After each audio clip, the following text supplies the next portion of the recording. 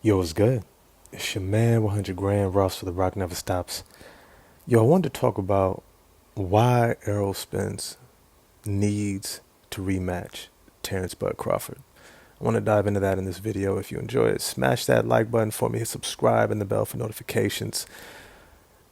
Look, I know a lot of people saw the fight and they saw probably their favorite fighter or one of their favorite fighters just get dismantled. I've watched the fight several times now.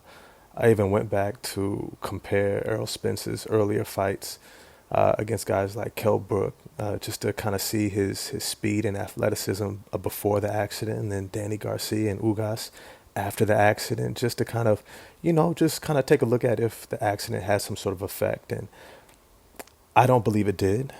Um, then I tried to take a look at his body and see how it was moving. And if I'm honest with y'all, I don't think it was a weight drain issue. I thought it was a ring rust issue.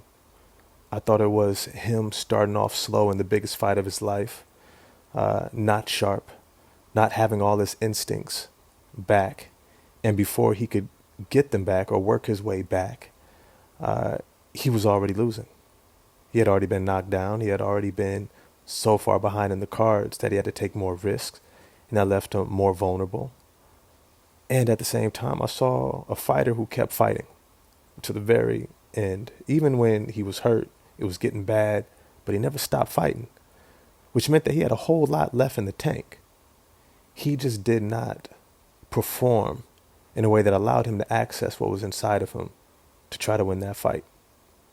Many times we see fighters and we also see their losses as this negative thing, as this bad thing, because the whole Floyd Mayweather reign, where we started to actually believe that being undefeated was what it was all about.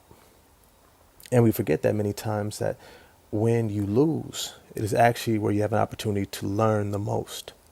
I always said this, Deontay Wilder found one person who could beat him, Tyson Fury.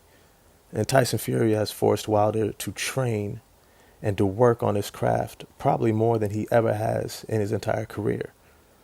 After getting exposed, after having your weaknesses laid bare, that becomes a point in which you have to reflect and determine who you're going to be and what you want out of your career, out of your sport, and just out of yourself. And I think the same thing is happening to Errol Spence. That shit was embarrassing. I mean, there's just no way to put it. You got all your fans coming out from Dallas, coming out from Texas, all over the country, coming to see you fight in the biggest fight of your career for undisputed. Supposed to launch your career. You're going to get a Charlo next, and you're probably going to get a Canelo Alvarez after that. I mean, you skyrocketing from here. And you get the brakes beaten off you. I mean, you get whooped. And by the time the fight was over, it was like they didn't even know what hit them. They went in with a plan. They went in feeling confident. They went in talking big shit. Hey, we big fish hunting.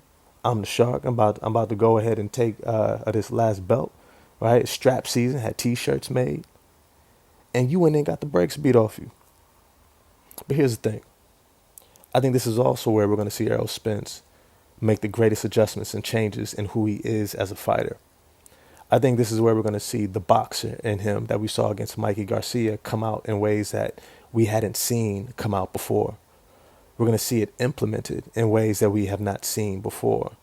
His defense, his sharpness, his accuracy, his awareness is going to go to levels, because to even step back into the ring against a guy who did that to you, you're going to have to. You have no other choice. If you don't, you are going to get demolished again. And I don't even think this is I do believe Spence still believes in himself that he can beat Terrence Crawford. I don't think he necessarily will, but I think that he can give us a far greater performance than what he did. I think he should be able to go the distance, probably lose on the cards. But I think this is a point where he has to look himself in the mirror and say, I have to be a greater version of myself. And I don't think that he's ever faced a fighter that has made him look at himself in that way. Even against Kell Brook, who was winning early rounds, he eventually overtook him and overpowered him. and broke him down, literally. You look at every other fighter, whether it was Sean Porter.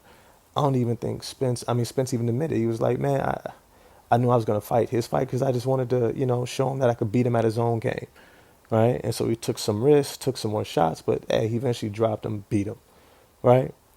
He had beaten everybody else soundly, and no one has ever forced him to have to look at his game, to have to look at his flaws. There was nobody who could really expose his flaws. Nobody has the athleticism of a Terrence Bud Crawford, the speed, the accuracy, the ring IQ, the footwork to be able to do what he did. But here's the thing. Once again, just like Deontay Wilder, Errol Spence probably found the one person who could beat him. Canelo, maybe, but I had that a pretty close fight either way. But that was down the road. I'm just kind of projecting, right? But it's to say that I don't think any of us looked around at anybody who was going to be able to face at 154, even 160, maybe a few years down the road, that we would ever be able to definitively say would be able to beat Errol Spence Jr. And now that he's been beaten, I think it has the opportunity to bring out his greatness, to bring out the best in him. And it doesn't even mean that he's going to be able to beat Crawford, but it means that he is going to now change the trajectory of his work, of his athleticism, of his focus, of how he trains, of how he focuses and decides to step into a ring from this point forward. I think we saw Deontay Wilder after Fury, all of a sudden, how he's using his jab, his footwork.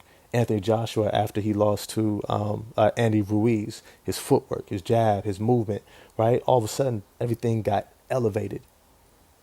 And I think the same thing's about to happen to Errol Spence.